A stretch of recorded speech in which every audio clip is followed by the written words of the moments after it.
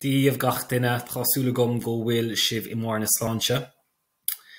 Tá mé chun leanúint a roigh le Sraith Pictiúr I bhur trí Imreoir Gortaithe. So, Imreoir Gortaithe is teitl don Sraith Pictiúr seo. Sa céad Pictiúr, lá bra brothalach a bhí ann ag tús an tsamhraidh. Bhí cluiche iomaíochta ar siúl ar an barc fella. Bhí scoil phobal cheantála ag imirt in aghaidh cláiste chullum. Bhí an seastáin dubh le daoine nó plódathe le daoine. Thug an lucht leanúna spreaga agus tacaíocht don na feirne. Na feirne the teams. Sa dara Pictiúr, go tobann. Bhuail duine éigin Liam trí himpist agus hit sé ina chnap ar an talamh.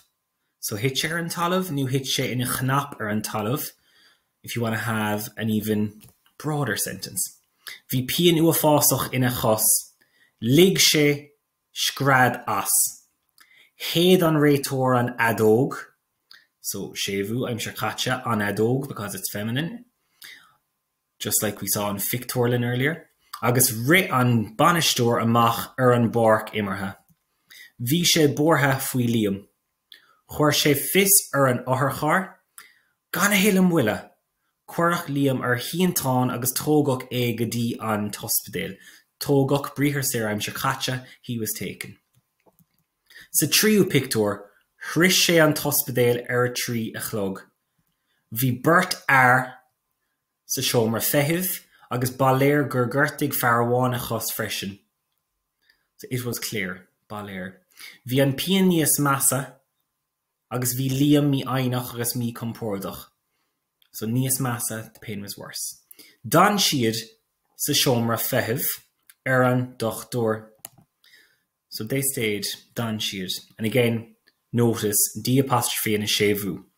As you're going through on Sraith Pictiúr mar sin, you should be looking at the verbs and noticing the pattern. So sévu, D apostrophe before a vowel, etc. Sa catharú Pictiúr, bhí siad fósaigh fanacht ar a cúig a clog agus gléag an banistóir ar an manaltra. Leabhar sé leis an manaltra. Ní raibh sé sásta ar chur ar bith. Bhí siad ag fanacht ar feadh 2 uair a cloig. Bhí Liam ag scradíal leis an bíon. So screaming with the pain. Dúirt an banaltra lo go raibh siad anna gnóthach san ospidéal. Very busy.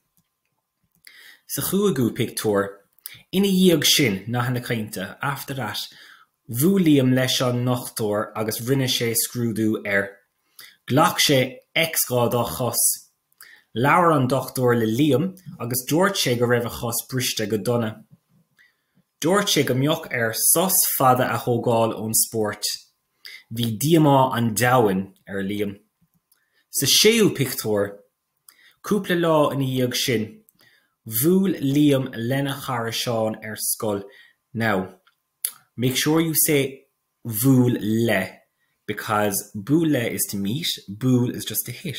So there's a big difference between meeting your friend Sean ar scoil and hitting your friend Sean ar scoil.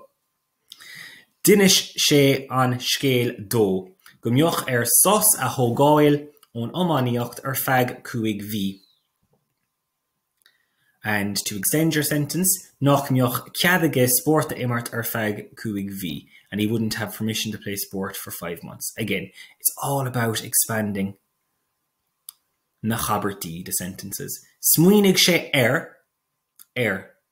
Now, a lot of students say smuoinigh sé faoi. No, it's smuoinigh sé ar. Chad a dhéon hoch sé ar feadh 5 bhí. Chad a dhéon hoch, what he would do. Think of Gavin, a dhéon hoch.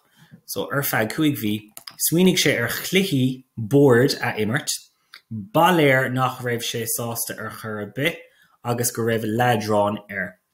And again, gach duine, don't forget that you have to ask to screw the whore 3 ceist, and then they ask you 3 ceist. Keep them simple. Right? Ceist na simply ar fad. So sin é, go raibh mí na maithag with.